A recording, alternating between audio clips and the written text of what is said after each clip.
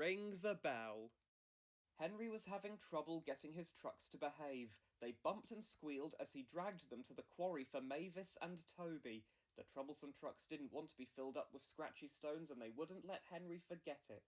But Henry knew his difficult journey was nearly over when he heard the ring of his friend's bell. "Peep, peep! Hello, Toby," he called. At the quarry, things were very disorganised. Mavis was squabbling with some trucks, and Toby was nowhere to be seen. "You seem behind with your work, Mavis," said Henry's driver. "Never mind, I'm sure Toby will be here soon." "I expect so," sulked Mavis, who didn't like Toby helping her all the time. She wanted to do things on her own. "Toby's an old fusspot," she said, bumping a line of trucks crossly. She didn't want Henry's help either, so he returned to the station yard, glad to leave the mess behind. The next morning, it was Edward's turn to take empty trucks to the quarry. He was looking forward to seeing his old friend Toby. As Edward steamed carefully along the outlying quarry line, he heard the ring of Toby's bell. "Hello, Toby," he called, but Edward didn't get a reply. When Edward arrived at the quarry, he had never seen such a mess. Mavis bumped a truck so hard that it broke, and the rest of the trucks were refusing to work.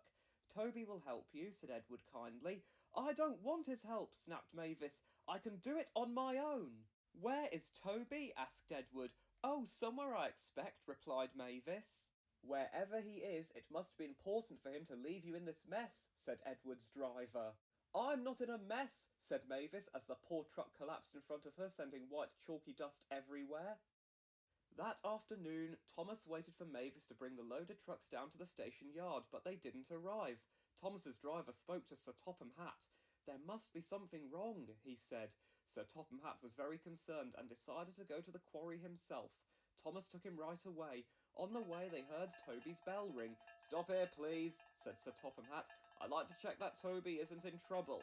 Sir Topham Hatt was surprised by what he found on the other side of the hedge. It was a big cow wearing a cowbell around her neck.